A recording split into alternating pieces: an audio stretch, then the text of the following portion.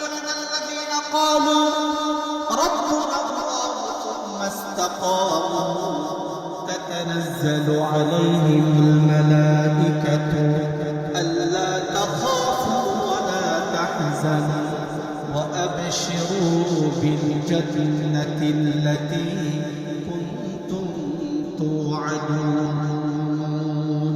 আমার আল্লাহ বলেন, আমার বান্দাদের ভিতরে যারা দুনিয়াতে আসার পরে আমি আল্লাহকে আল্লাহ বলে স্বীকারোক্তি দিয়েছে, মুখের কথায় এবং কাজে পরিণত করেছে, মুখে যা আল্লাহকে স্বীকারোক্তি দেওয়ার পরে নিজের কাজ কর্ম দিয়ে তা বাস্তবায়ন করেছেন, আল্লাহকে রব বলে ডেকেছেন, আল্লাহকে আল্লাহ বলে ডেকেছেন, এই কথার উপরে যারা অটল ছিল, অবিচল ছিল, অটল ছিল,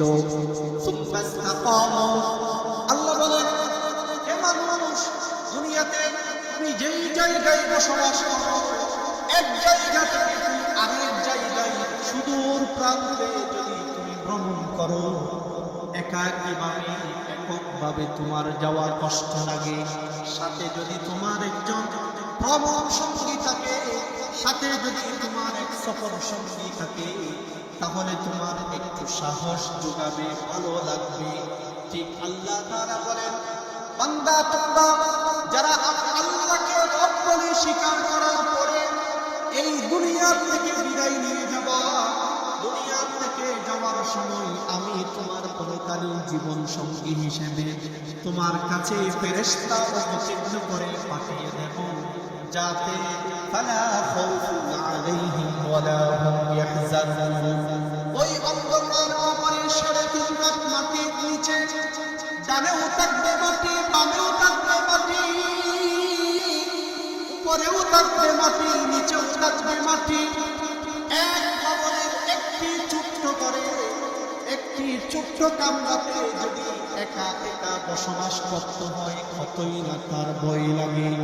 আমার আল্লাহ বলেন, তোমার ওই 3.5 রাত মাটির নিচে অন্ধকার কবরে, যেই কবরে কোনো লাইট নেই, কোনো বাতি নাই, যেই কবরে কোনো পাখার ব্যবস্থা নাই, শীতকালীন সময়ে গরমের কোনো ব্যবস্থা নাই, গরমের সময়ে কোনো এসির ব্যবস্থা নাই, ওই ঘরে তোমাকে যেতে হবে, ওই ঘরে তোমাকে বসবাস করতে হবে, ওই ঘরে তোমাকে চিরনিদ্রায় শুয়ে থাকতে হবে। ওই ঘর প্রতিদিন ডাক দিয়ে বলে, আনা বাইতুদ্দূর, আমি বড় পোকামাকড়ের ঘর, আমি বড় অপরিচিত ঘর, এখানে যারা আসবে ঈমান এবং আমল নিয়ে যদি আমার কাছে আসে, আমি তাদের সাথে ভালো ব্যবহার করব। আর যদি কেউ ঈমান এবং আমল নিয়ে আমার কাছে না আসে, ঈমান এবং আমল ছাড়া কেউ যদি আমার কাছে আসে, আমি তার সাথে বড় দুর্ব্যবহার করব। রাসূল আকরাম সাল্লাল্লাহু আলাইহি ওয়াসাল্লাম বলেছেন, কবরের দুর্ব্যবহার কেমন হতে পারে? বলে, সেখানে এমন এক সাপকে আল্লাহ তাআলা নিযুক্ত করে রেখেছেন, বান্দা যদি ঈমান এবং আমল ছাড়া কবরে পদার্পণ করে, ওই সাপ বান্দাকে দংশন করতে থাকবে। একটা দংশনের কারণে বান্দা 70 গজ মাটির ভিতরে ঢুকে পড়বে।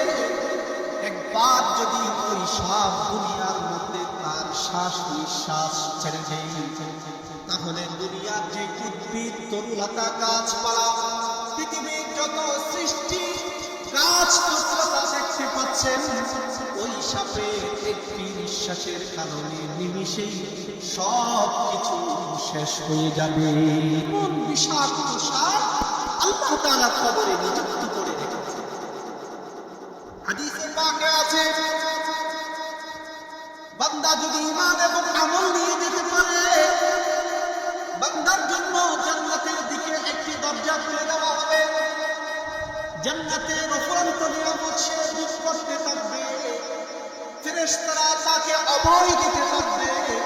দুনিয়াতে বহু কষ্ট করে দুনিয়ার জীবন, দুনিয়ার মায়া ত্যাগ করে আপনি এই কবরের জগতে এসেছেন। আমরা আপনাকে যথাযথ আপ্যায়ন করে জান্নাতে পৌঁছিয়ে দেব। সুবহানাল্লাহ।